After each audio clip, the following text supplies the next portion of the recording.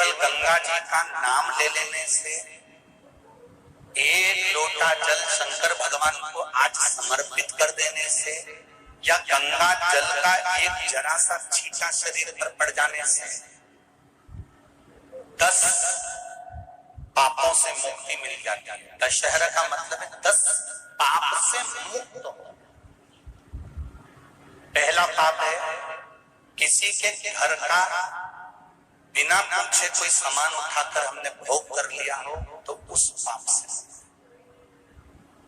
गंगा दशहरे के 10 पाप से मुक्ति दिलाता है गंगा दशहरा। दूसरा, किसी ब्राह्मण किसी गुरुजन को मुख से अपशब्द कह दिया हो, तो आज ही का दिन है जिस दिन पाप कर्म से मुक्ति मिल जाती है। तीसरा, किसी स्त्री को, किसी नारी को, किसी कन्या के प्रति, स्त्री के प्रति, नारी के प्रति अगर गलत सोच लिया हो या गलत कर्म हमने कर दिया हो, तो उस पाप से मुक्ति गंगा दशहरे का दिन दिला देता है। चौथा,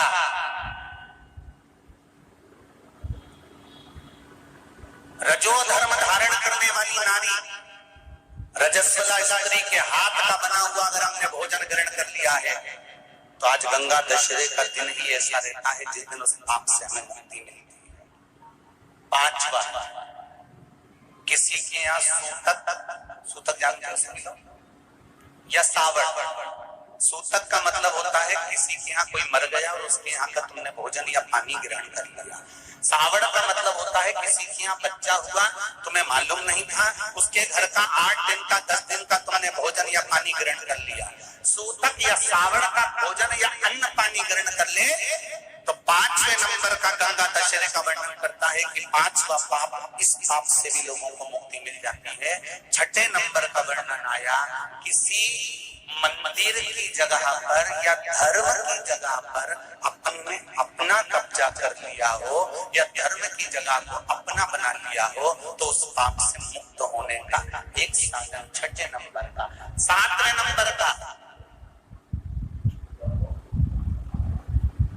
झाड़ू लगाते समय, बुआरी लगाते समय छोटे छोटे जीव झाड़ू के नीचे मर जाते हैं, तो उसके पाप से मुक्ति गंगा दशहरे का दिन दिला जाता है। 8वें नंबर का, 8वें नंबर, जिस समय हम भोजन ग्रहण कर रहे हो और हमारे दरवाजे पर कोई व्यक्ति आकर बैठा हुआ है और हमने उसको भोजन का नहीं पूछा या उसका मुख झूठा ना कराया, तो उस दोष से वंचित हो जाए, उस दोष को समाप्त कर दे, तो गंगा दशहरे का। 9वें नंबर का, बेटी की शादी करी और बेटी की शादी करने पर बहुत सारा कन्यादान आया। उस कन्यादान में साड़ियां ज्यादा आ गई, सामान ज्यादा आ गया, मिक्सर 2 सेट आ गए, डिनर के 2 सेट आ गए, और मायके वालों ने 1 सेट अपने घर में रख लिया और उस मिक्सर में खूब सामान पीस के खाया, खूब निपटाया। बेटी के कन्यादान का सामान घर में रखकर उसका भोग करने पर जो पाप लगता है, 9वें नंबर का करता है गंगा दशहरे का दिन उस पाप को धो देता।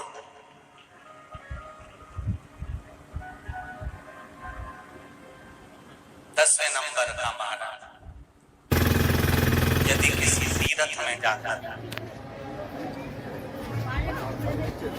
हमने कोई गलत काम करा होता है, तो गंगा दशहरे का ये आज का दिन हमारे पाप को वो दूर करता है।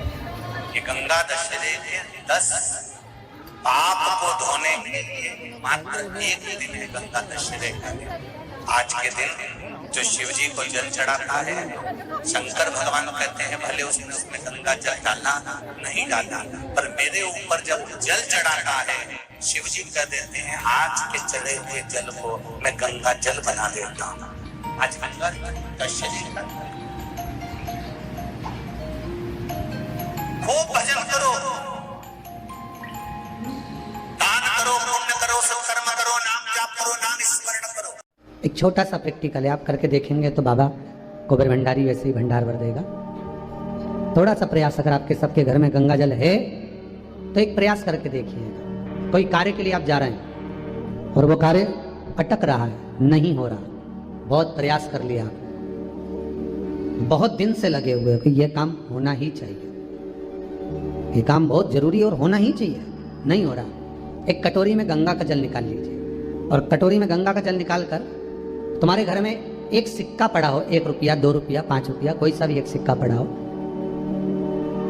जो भी सिक्का पड़ा हो, कुंदकेश्वर महादेव का नाम लेकर, जहां परिंडा होता है, पानी का मटका होता है, पितरों का स्थान होता है, हंडा भरते हो, मटका भरते हो, उसके पास में उस कटोरी को रखकर 1 का सिक्का, 2 का सिक्का, 5 का सिक्का, 10 का सिक्का, जो तुम्हारे पास सिक्का पड़ा हो, जो भी तुम्हारे पास पड़ा हो, वो सिक्के को हथेली में लेकर कुंदकेश्वर महादेव का नाम लेकर उस कटोरी में डाल दीजिए और उस जल को नैनों से लगाकर आप काम के लिए निकल जाइए। वो काम आपका सफल होकर ही रहेगा, छूट नहीं सकता।